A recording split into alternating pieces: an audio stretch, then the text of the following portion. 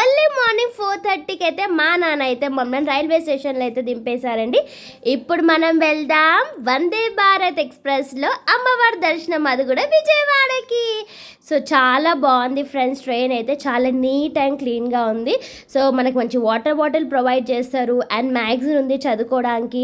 News paper కూడా ఇస్తారు friends, మనం అడిగితే వాళ్ళు ప్రొవైడ్ చేస్తారు న్యూస్ పేపర్. అండ్ 6:30కి అలా ఇట్లా ట్రేలో ఒక చిన్న biscuit packet and tea masala tea powder ఇచ్చారు. అండ్ ఒక హాఫ్ అన్ అవర్ తర్వాత ఇట్లా వేడి వాటర్ కప్లో వేడి వాటర్ ఇచ్చి ఇప్పుడు ఈ మసాలా టీ అనేది మిక్స్ చేస్తే మనకు టీ లాగా అవుతుంది. నాకైతే చాలా మ్యాజిక్ లాగా అనిపించింది.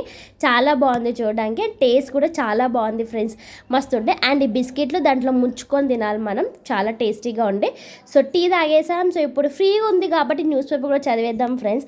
కొంచెం సేపటికి అరౌండ్ 7:30కి అట్లా బ్రేక్ఫాస్ట్ కూడా వచ్చింది ఫ్రెండ్స్. ఆ రోజు కూల్గా ఉంది, వెదర్ అయితే చాలా కూల్గా ఉండే అన్నమాట. కొంచెం వాన చినుకులు కూడా వస్తున్నాయి అన్నమాట.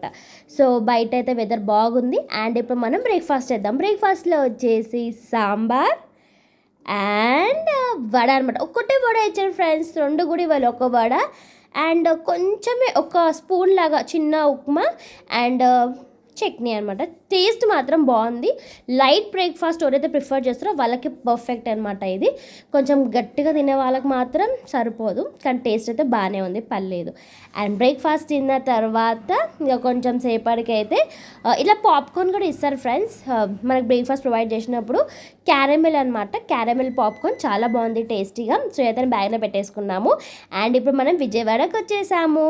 Stay tune for next more videos. Bye friends.